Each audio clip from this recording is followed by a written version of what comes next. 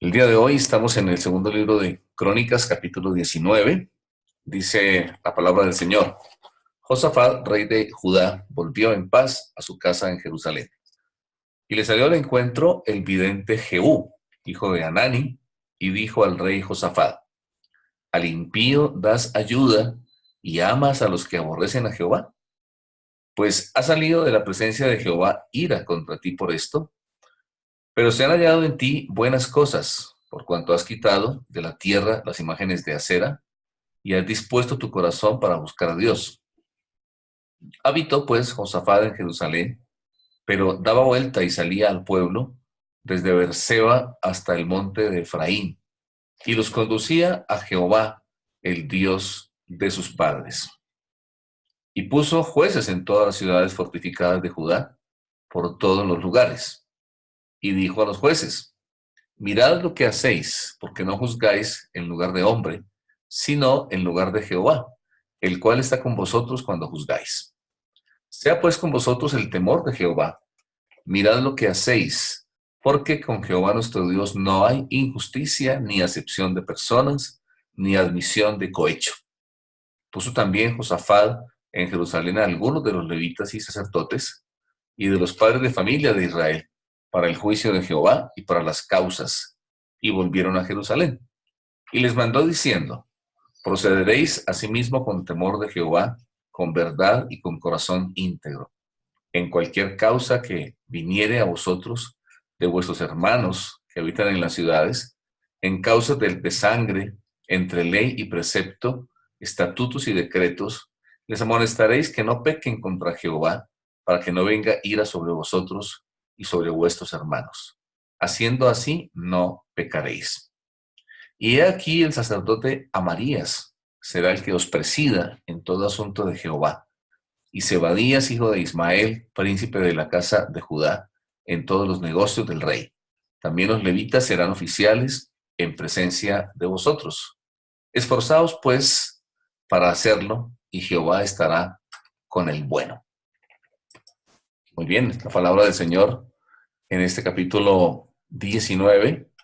Qué bueno ha sido y qué maravilloso es siempre, como tenemos el privilegio cada mañana de venir a la palabra del Señor.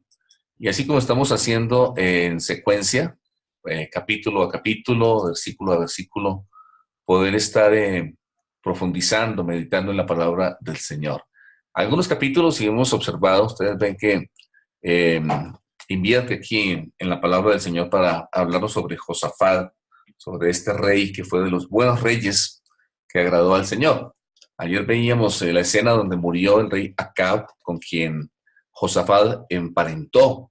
De hecho, se casó el hijo de él, de Josafat, con la hija de Acab. Y en esta lectura de hoy vemos que cuando él viene justamente de la batalla, él viene regresando de esta batalla en la que por poco muere, estuvo en peligro de muerte Josafat por estar en esa batalla donde no tendría que haber estado. Esa era una guerra de Acab, que estaba además siempre acá, fue un terrible rey, mal rey, que ofendió al Señor y con quien Josafat nunca debió establecer amistad, relación y mucho menos yugo desigual, como dice la Escritura, al emparentar con él.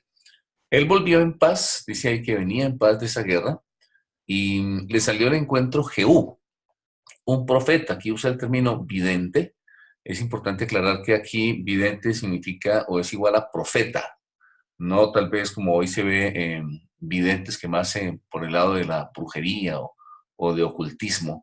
Era un término utilizado antes de que se generalizara el término o la palabra profeta, y en diferentes pasajes de la Escritura encontramos en Génesis 25, en Samuel 10, en algunos capítulos, esa expresión, y eran personas que interpretaban, que profetizaban, eran profetas, más la palabra o el término que es conocido por nosotros.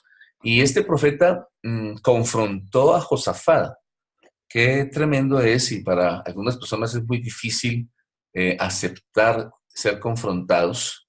La palabra de Dios dice que es importante que hablemos la verdad en amor. Dice que es importante que cuando alguno es sorprendido de alguna falta, Nuevo Testamento, dice: vosotros que sois espirituales, reprendedle con espíritu de mansedumbre. Que si hay alguna diferencia entre nosotros, dice, si estás en el altar y te acuerdas que tu hermano tiene algo contra ti, ve y ponte de acuerdo con tu hermano, etcétera. Entonces, es un principio bíblico de la confrontación en amor. Tomemos esa expresión.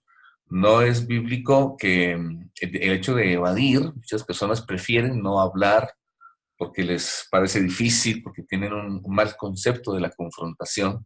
El otro extremo negativo es confrontar de manera áspera o grosera. No, la palabra de Dios dice que hablemos la verdad en amor y es la confrontación amorosa que trae mucha bendición. Aquí, por ejemplo, veamos a este siervo de Dios y pongámonos en los zapatos del profeta de Jehú, tener que confrontar al rey. Naturalmente que lo hizo porque Dios lo envió, no fue porque se le ocurrió. El Señor le dio palabra para Josafat y él fue y lo confrontó. La pregunta que le hace es fuerte, le dice, ¿al impío das ayuda? Fue directa, dice, amas a los que aborrecen a Jehová, entonces no se puso con vuelticas ni con medias tintas, sino que la palabra que Dios le dio, esa le habló a Josafat a manera de pregunta. Al impío das ayuda, amas a los que aborrecen a Jehová, y está mostrando directamente lo que no le agradaba a Dios. Se estaba refiriendo a la ayuda que él le ofreció a Acab, se estaba refiriendo a esa relación, como estábamos comentando, a esa asociación y al emparentar con Acab. Y definitivamente Dios no estaba de acuerdo con esto y Josafat lo sabía, pero aquí estaba siendo confrontado. A veces nos hace falta que alguien nos diga, a veces la palabra misma, la escritura, a veces un mentor espiritual o un hermano en la fe o una persona que Dios ponga para que nos confronte. ¿Amas a los que aborrecen a Jehová? Por algún motivo, Josafat tenía un gran aprecio por Acab, pero Acab era un enemigo de Dios y eso desagradó profundamente al Señor. En lo que le dice Jehú es interesante por el versículo 3 que también la palabra conllevaba un reconocimiento de lo que Josafat estaba haciendo bien. Le dice, pero se ha hallado en ti cosas buenas. Y si recordamos en el capítulo 17, habla sobre esto, dice que Josafat decidió depender de Dios, Josafat decidió obedecer a Dios, Josafat derribó los ídolos, los altares de idolatría, enseñó la palabra de Dios a todo el pueblo. De hecho, Dios obviamente conocía muy bien también todo esto y todo esto había agradado al Señor. Entonces, Dios también mira esto, los versículos 4 al 5, ya después de esta confrontación, pues no está explícitamente en el pasaje la respuesta de Josafat, pero se entiende que él aceptó la reprensión, que él la recibió en buena forma. Si vemos en la escritura casos en los que reyes se enojaron por esto, el mismo Acab, y mandaban a la cárcel a los profetas cuando los confrontaban o los mandaban a asesinar. Aquí dice que Josafat vivió en Jerusalén, que él daba vuelta y salía al pueblo. Esto ya nos da la idea de que ya hubo una tranquilidad, que ya se normalizaron las cosas, que él retomó el curso de su vida y de su reinado, y que siguió haciendo lo correcto. De ahí en adelante, aquí lo acabamos de leer, cómo él tomó decisiones sabias, cómo él ejerció un liderazgo sabio, cómo él ejerció un gobierno sabio en todo este tiempo. Él estuvo ahí más quieto, salió menos cuando dice que habitó en Jerusalén, da la idea de que no hubo ya tantas salidas, tal vez a la guerra sobre todo. Dice que él sí daba vuelta y salía al pueblo. Esto es muy importante y acá hay varias lecciones para nuestra vida personal, pero sobre todo en el aspecto del ejercicio del liderazgo, que se puede aplicar a nuestra vida familiar, cuando somos padres de familia, se puede aplicar al liderazgo en una empresa, en una institución, en la iglesia, en el gobierno. Josafat aquí, cuando dice daba vuelta y salía al pueblo, es porque él verificaba que se estuviera haciendo el trabajo correcto. Él eh, hizo una supervisión, digamos, de todo lo que pasaba con el pueblo. Y una frase importantísima dice que él los conducía a Jehová, el Dios de sus padres. Creo que para mí este es el versículo más importante, la frase, la enseñanza más importante que encuentro en este capítulo 19, y es que él hizo esto que es lo que Dios espera que hagamos nosotros en cualquier función de liderazgo, ¿verdad? Es conducir, bien sea nuestra familia, bien sea la empresa, la nación que estemos dirigiendo, el ministerio. Nuestra labor es conducir a las personas a Jehová. hacerlo nosotros, ser gente que busca a Dios, ser gente que sirve al Señor y también conducir a Jehová al pueblo. Josafat estuvo siempre preocupado y trabajó diligentemente porque el pueblo conociera a Dios. Josafat entendía muy bien que la mayor necesidad de las personas y del pueblo es conocer al Señor y que la principal labor o responsabilidad de un líder es conducir a su equipo o a su gente a Dios y enseñarles a obedecer y a conocerlo, ¿verdad? ¿Qué hizo Josafat? Bueno, tomó decisiones sabias, puso jueces, dice en el versículo 5, puso jueces, les dio instrucciones a esos jueces, les dio indicaciones específicas. Aquí estamos hablando de los jueces eran las personas que aplicaban las leyes, pero también era como un gobierno civil. El libro de los jueces nos relata esa época en la que los gobernantes de Israel no eran reyes sino jueces, y era una combinación como entre reyes y jueces, ejercían el gobierno civil y también impartían justicia.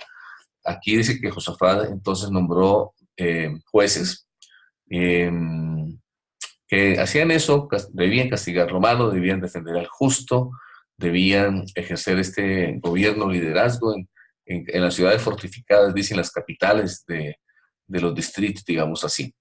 Las indicaciones que les dio me parecen bien importantes y bien acertadas. Entre el versículo 6 y el 7 les dijo, no juzguéis en lugar de hombre, sino en lugar de Jehová. Y esta es una tremenda declaración y una gran verdad, que si tan solo las personas que, como estamos conversando esta mañana, ejercemos liderazgo, pensemos, por ejemplo, en el gobierno civil, ¿cómo sería una nación, una ciudad, si los gobernantes entendieran esto, que no gobiernan, que no están puestos para gobernar en lugar de hombres, sino en lugar de Jehová, en lugar de Dios? Conlleva una promesa, dice, el cual está con vosotros, y una responsabilidad, sea pues con vosotros el temor de Jehová. Es lo más importante para una persona, y en este caso alguien sobre todo que nos pone el Señor en liderazgo, es ser temerosos de Dios, entender que rendimos cuentas a Dios y que a Él debemos agradar. ¿Qué más hizo? En el versículo 8 dice que Él nombró también, digamos, líderes espirituales, levitas, sacerdotes, padres de familia, constituían esos equipos de liderazgo, esas cortes, o eran, bueno, las funciones, insisto, más en la parte espiritual.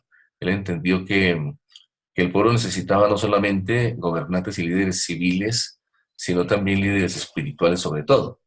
Y también les dio indicaciones entre el 9 y el 11, procederéis con temor de Jehová, y finalmente termina diciendo, obrando así no pecaréis. Hermoso ejemplo, qué linda historia. Vemos que es posible, y no es la única, hemos visto a través de la historia en naciones que se han convertido al Señor, donde ha habido un despertar espiritual y sobre todo un liderazgo se ha levantado que hace lo correcto, que agrada al Señor, que le glorifica, y se ve entonces, como dice la palabra de Dios, bienaventurada la nación cuyo Dios es Jehová. Esa sea nuestra oración por nuestra nación, por nuestros países, y a nivel de cada uno de nosotros en esos lugares, funciones y responsabilidades de liderazgo que nos ha encomendado, nos ha entregado, recordarnos siempre eso, de que Dios nos ha puesto ahí, de que lo representamos a Él y debemos ejercer el liderazgo con temor del Señor, haciendo lo correcto y agradable para Él.